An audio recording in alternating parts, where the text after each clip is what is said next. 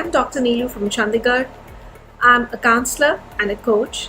I'm associated with Deepika Padukone Foundation, Live, Love, Laugh, and I'm certified Arfeen Khan coach. I'm into my freelance practice of coaching and counseling. So we are here today to talk about our minds, to do some reality check and to go through a checklist to keep our minds in a happy state.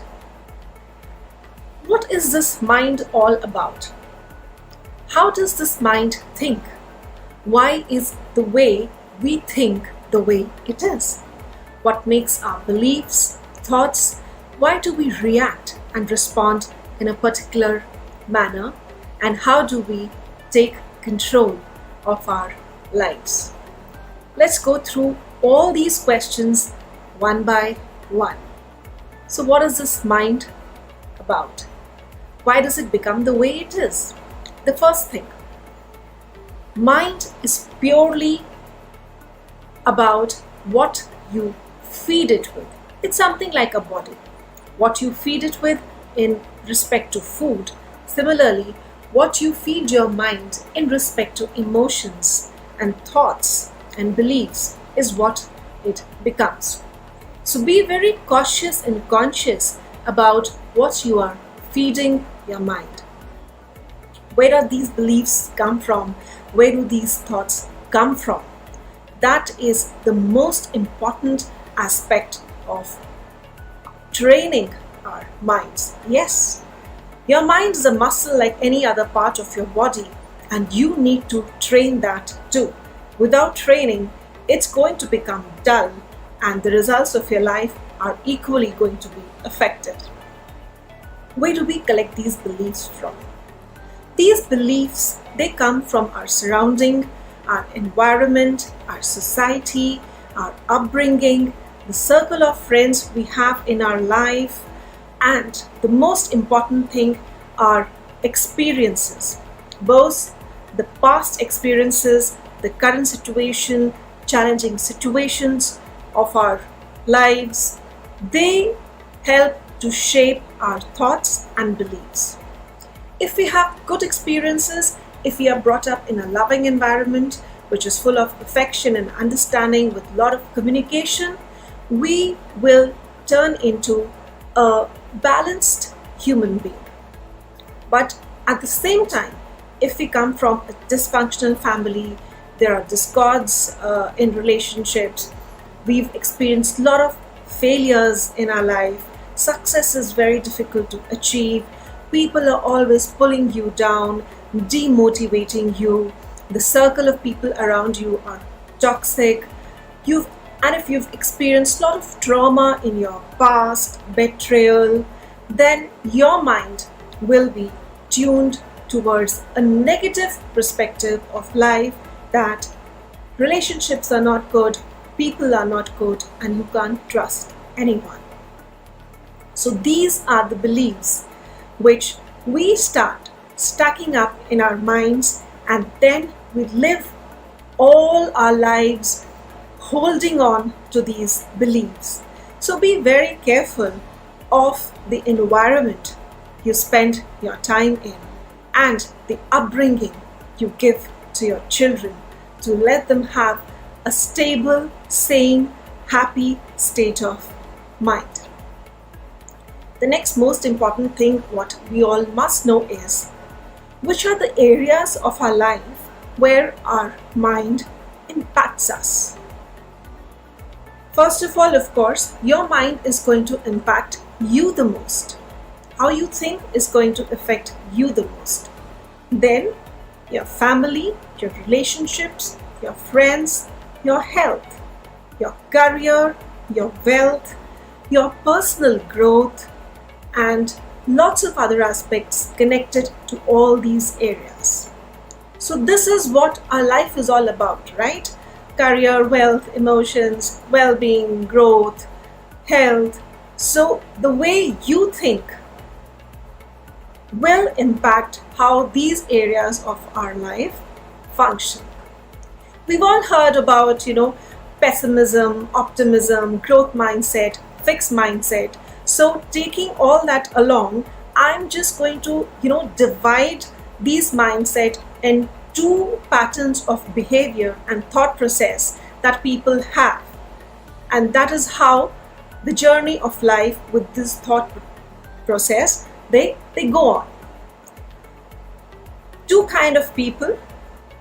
You decide for yourself which category you fall in, and you can start tick marking this checklist I'm going to run you through to decide for yourself where you belong and how you can change and improve yourself.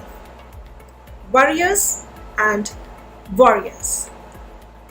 What are warriors and what kind of people are warriors? The checklist begins. Do you overthink? Do you overstress?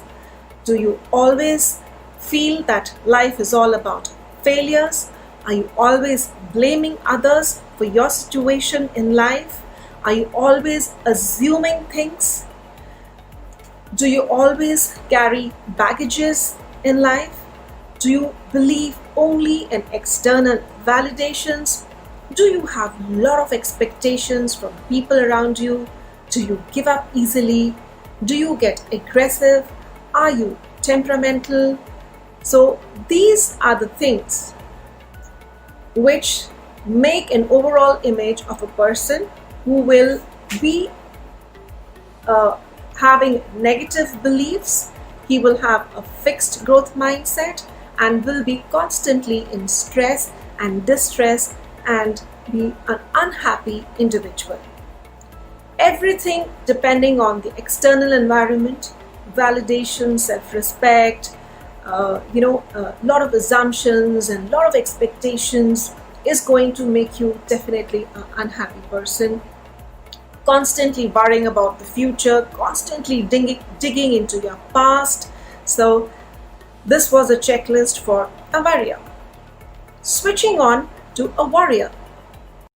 Warrior are people who live in the present. They do not go back again and again and revisit their past. They do not overfret and overthink about the future. They believe in actions. They believe in real expectations, because having expectations is normal. So many times people ask me, so do you think having expectations is wrong? No, it's not. But make sure that your expectations are realistic and achievable. Warriors are people who believe in possibilities. They do not believe in making excuses. They do not blame others for what is happening in their lives. They believe in self-change. Warriors are resistant to change, whereas warriors will always strive and look forward to make themselves better individual, create more self-awareness in themselves, and as a result, they are more aware, conscious, have a good level of self-worth and self-belief, and they do well in life. They are the ones who are go-getters, achievers, and they have a mindset of growth, optimism, and empowerment. So these mindsets and these checklists is something we all need to visit in our lives and see where are we going wrong and how can we improve upon our shortcomings and limitations in spite of always expecting something from the other person. Again, it's about control. It's like you can control your mind and change it. Similarly, you can only change yourself and not the other person.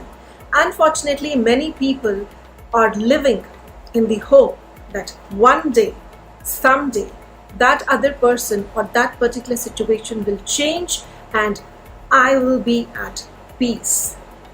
So if you are one of those, you need to ponder and sit down and start introspecting as to from where the change has to begin, and the answer is within. So let's talk a little about the decluttering of the mind. Do you have thoughts racing in your mind? Are you always panicking? Are you always worried? Are you too much into social media, especially seeing the current times? Is your mind occupied with lots and lots of concerns about what people will think, what is going on, why did he say this to me or that to me? So this means your mind needs to be decluttered with all these emotions. Now, how you think and how you treat your mind is how you are going to respond. Respond is a positive way, or react, which is an aggressive way to any situation. So how do we go about decluttering? You just have to take everything step by step, bit by bit. Address the issues which are more important, prioritize your life, get a purpose in your life, have a goal which is achievable, work through it, take actions, break your actions also into small steps, and this way you can really calm and relax your mind. Sleep well, eat well, think well, read well, communicate well, give comfort to others, believe in gratitude, be thankful for what you have. So these are the things and emotions we need to inculcate in ourselves and in the people around us. Do not live your life with a coding which is only going to take you back, forth. So coding is something again which is very important for our minds. Codings are nothing but these beliefs which we have developed, and we really hold on to them, and that is how we see our entire life ahead of us. So if you have a lot of negative beliefs, if you've had negative experiences in the past, you need to replace them with empowering beliefs, self-belief of I can and I will. This too shall pass. Life is good. It is not as bad as I see it. The perspective with which you are making your mind see things is how it is going to define your life ultimately. So, mind is a precious space. It's a temple. You need to worship it, you need to visit it every day, you need to take care of it like you take care of the temple in your homes. You need to acknowledge it, you need to give it rest, and do lots and lots of self-care and self-love to the mind, because it is this powerhouse which is working endlessly every day since the time you wake up in the morning. So when you wake up in the morning, what is it that you think? The first thought that comes in your mind when you look at the person next to you or in front of you or out of your window, you have those thoughts into beautiful positive thoughts, so that the entire day and weeks and months, they go by peacefully with a mind which is calm, relaxed, poised, and at ease with the body which it is ruling. The body which is carrying it needs to address and acknowledge and accept that mind. So I have few questions from the audience, and now I would like to address those questions. So one of the questions was how to manage the personal and professional front when both the spouses are working, how to address the stress at home. Yes, challenging situations, lot of limitations, everybody is working from home, you're doing your household routines too, the children are studying, they are doing their online education. So what you have to do is actually just divide your responsibilities, be very, very understanding to each other, give each other their space, let each person do their, working hours of office with great ease and comfort without any disturbances. Engage the children in your routines, make it interesting for them, let it not be a burden. And the most important thing is, at the end of the day, even if you are 24/7 seeing each other, you need to sit down with that cup of tea and talk to your partner and your children and your parents, whosoever is staying with you in that family, and ask, how was your day? Don't forget to ask this. Don't forget this routine. Just because you're not going out to the office doesn't mean you do not ask the person, how was your day?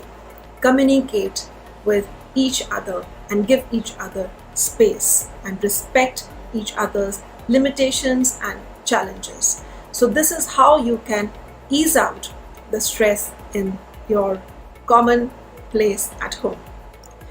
The second question I have from the audience is about depression and social media. What causes depression in youngsters and the impact of social media? Well, depression is a very vast subject, and there are many reasons for a person to slip into depression.